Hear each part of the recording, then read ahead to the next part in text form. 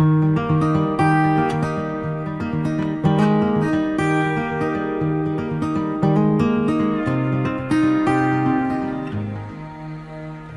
noite a todos.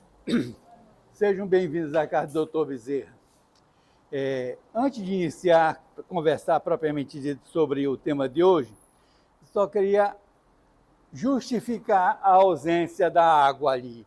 É que o nosso bebedouro quebrou, não estava gelando. A gente mandou consertar.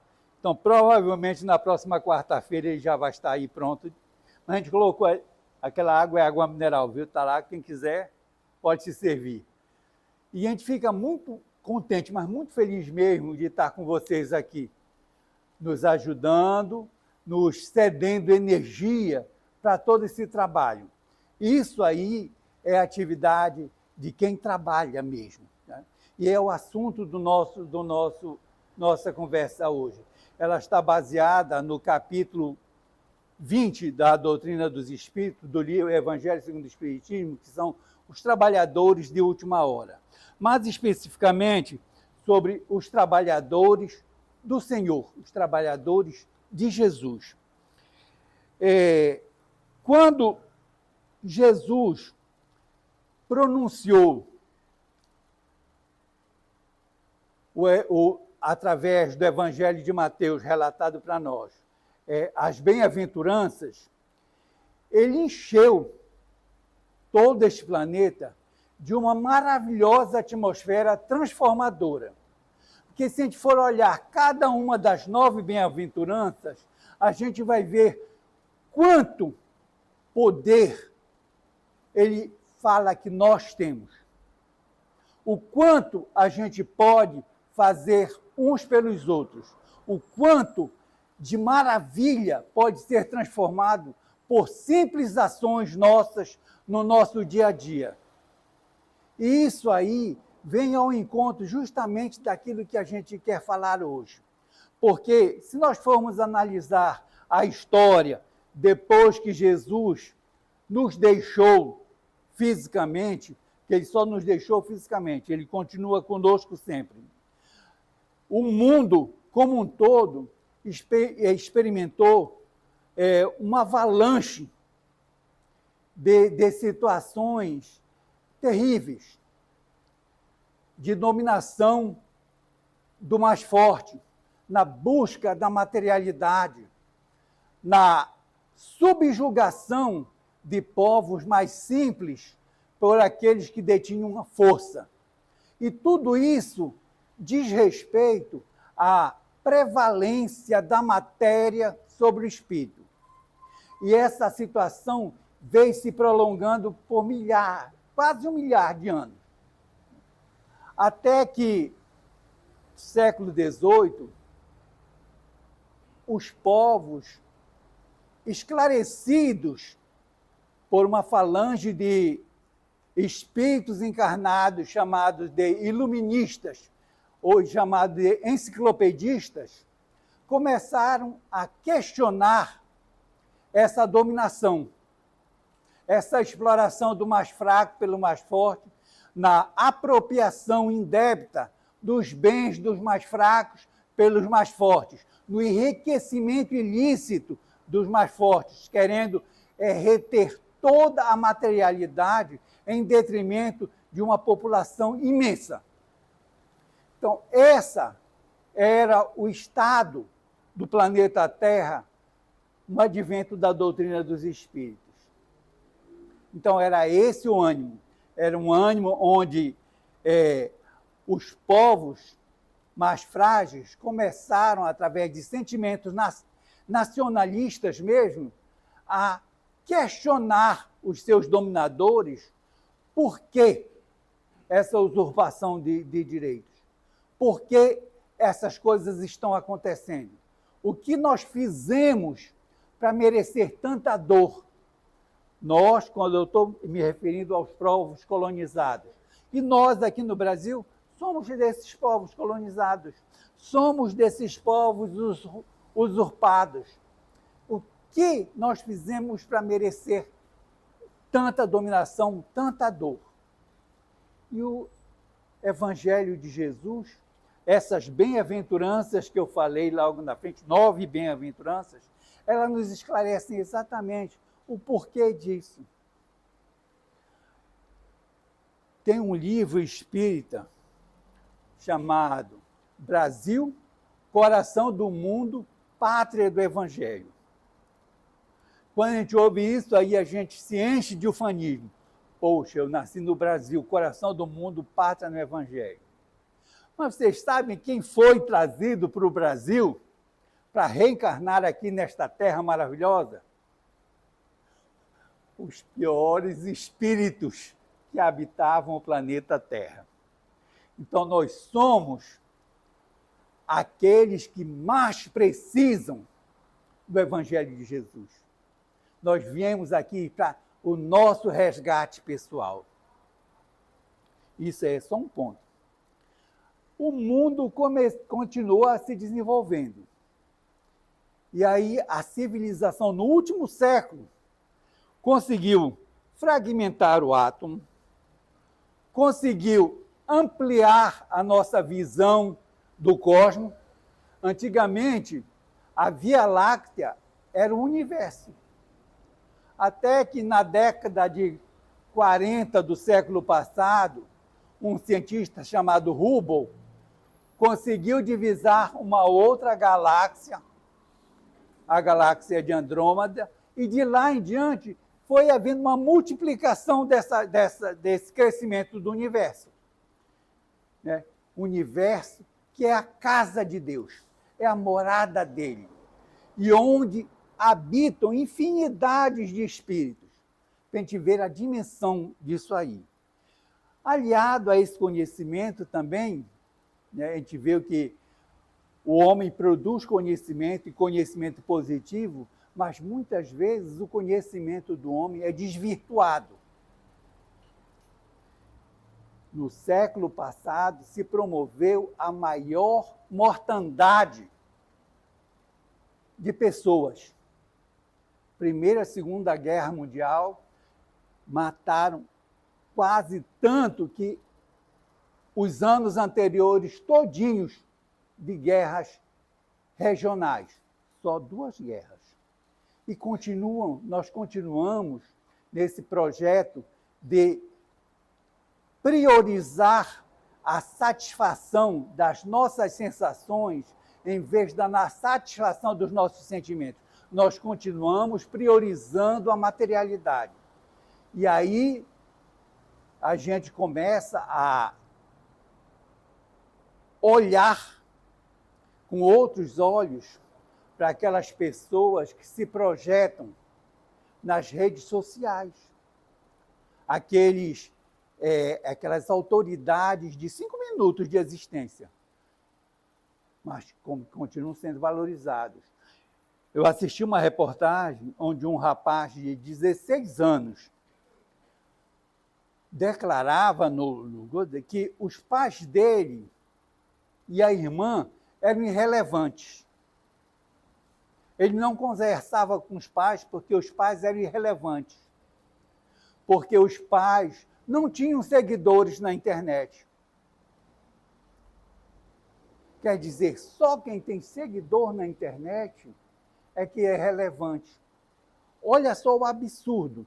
Então, essa materialidade, esse progresso exacerbado, essas autoridades, esses astros de 5 minutos do TikTok, do Instagram, do Facebook e de todas as redes sociais, é quem são os ídolos, em detrimento de pensadores, em detrimento de filósofos, em detrimento de doutores em conhecimento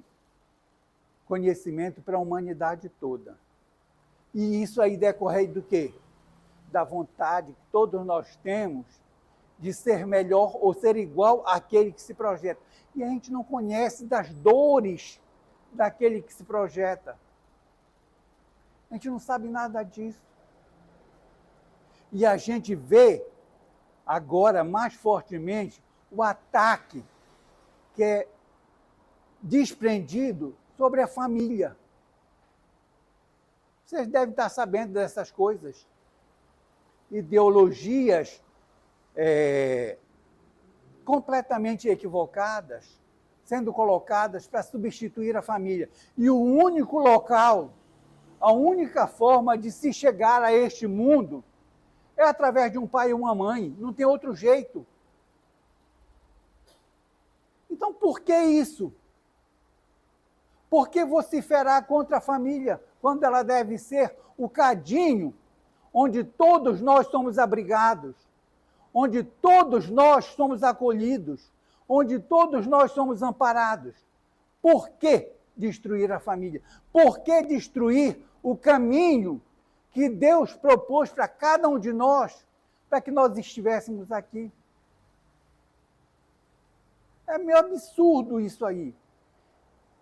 E aí a gente pensa no seguinte, assim, o que é que eu vou fazer com todo esse arcabouço cognitivo, com todo esse conhecimento que é produzido, se ele não me dá uma diretriz de vida? O que é que eu vou fazer com isso? Como eu vou aprender alguma coisa se o que estão querendo me ensinar desvirtua tudo aquilo que o meu espírito, que é milenar, acumulou? E aí, quando eu faço o mais e menos, eu vejo que eu estou num processo de declínio. E não pode acontecer isso. O objetivo das nossas vidas é progresso. O objetivo das nossas vidas é estar cada vez mais forte. E ser forte não é aquele que dispõe de influência nas redes sociais. Ser forte não é aquele que dispõe de influência na política, na justiça ou na economia.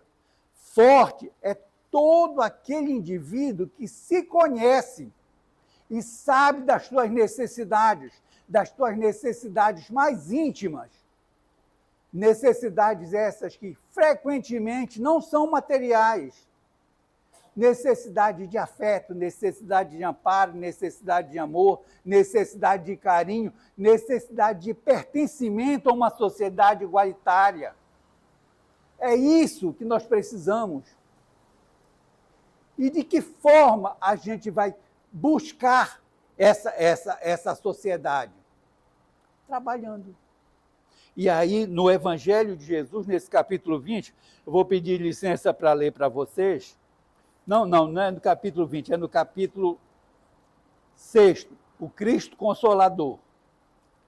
Aí Jesus nos diz assim: sou o grande médico das almas, e venho trazer-vos o remédio que deve curá-las. Os fracos, os sofredores e os enfermos são meus filhos prediletos. E eu venho salvá-los. Vinde a mim, pois, todos vós que sofreis e que estáis sobrecarregados, e sereis aliviados e consolados. Não procureis alhures, força e consolação, pois o mundo é impotente para dá-las. Deus, através da doutrina dos Espíritos, faz um apelo supremo aos vossos corações. Escutai-o.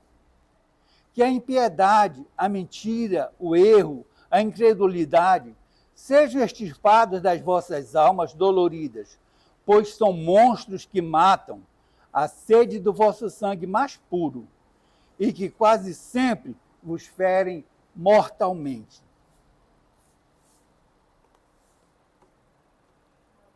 O recado é muito simples. Confiemos mais em Deus.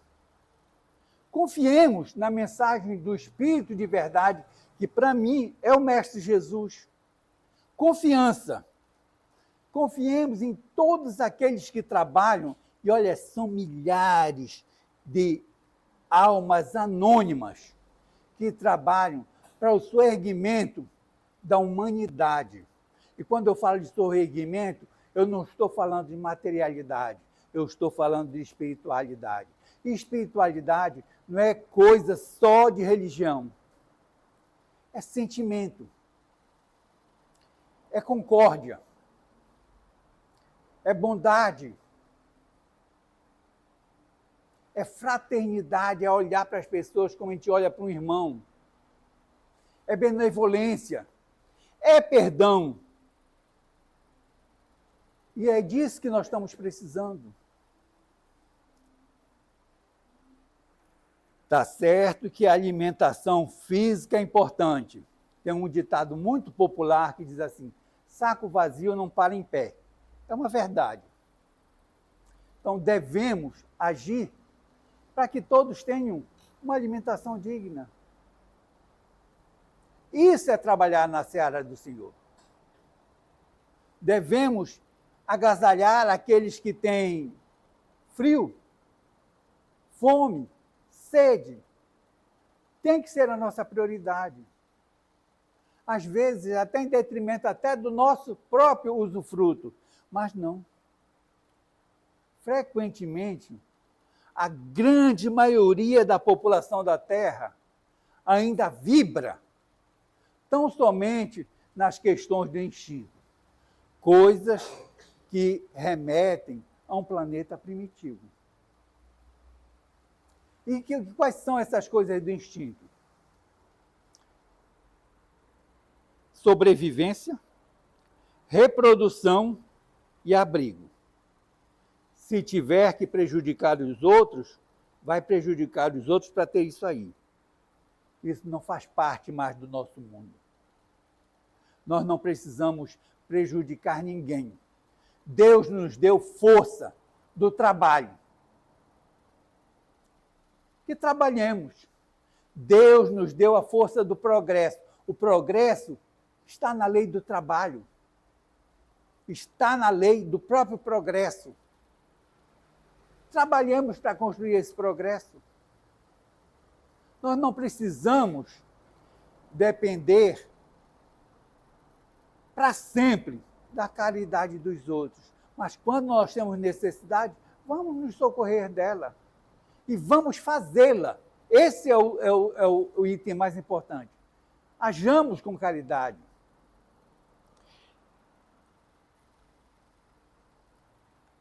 Ainda que mentes e corações um tanto desalmadas, sabe, espalhem, e a gente vê isso acontecer constantemente. Agora a gente vê o prenúncio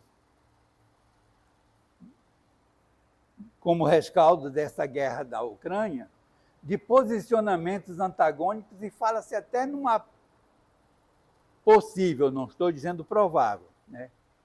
Guerra atômica. E sabe o que significa uma guerra atômica? Significa que nós, como seres humanos, falhamos.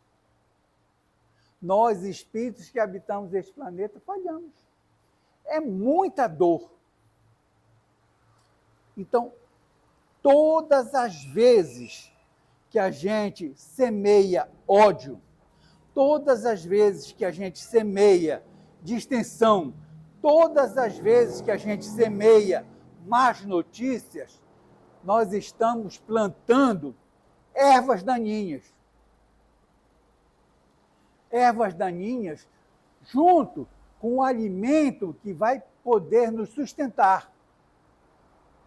Sabe aquela parábola do joio e do trigo? É a hora da colheita agora. O joio vai ser apartado. Então, todos aqueles que trabalharam contra o desenvolvimento ético-moral do ser humano, é joio, vai ser apartado, para poder o trigo ser colhido. O joio amadurece primeiro que o trigo. Então, o joio vai ser separado. E todo joio vai ser, segundo a parábola, vai ser lançado ao fogo que não serve para nada. No nosso caso, todo aquele que é joio vai ser degradado. Porque a Terra está passando por um momento de transformação muito grande. E o que é que a gente precisa? Acompanhar esse momento muito grande. Porque não são só os seres humanos que evoluem. Os animais evoluem, as plantas evoluem, o planeta como um todo evolui também. E essa evolução, ela é irremissível. O planeta vai evoluir, só vai permanecer no planeta aqueles espíritos que já abriram os seus corações para o sentimento, já querem exercitar os sentimentos. Então a escolha é nossa. Há cerca de 2000 anos, quando Jesus se fez homem aqui na Terra, uma pleiade imensa de espíritos cantou, mas cantou de forma uníssona para toda a população da Terra, anunciando a chegada do Redentor, aquele que transformaria as almas aqui desse planeta. Eles cantaram um hino de glória, onde dizia: glória a Deus nas alturas e paz na terra aos homens de boa vontade. E nós precisamos reverberar esse canto, repetindo por nós mesmos, transformados pela essa força inequívoca que é o amor de Deus. Glória a Deus nas alturas e paz na terra para toda a humanidade. Que Deus nos abençoe hoje e sempre.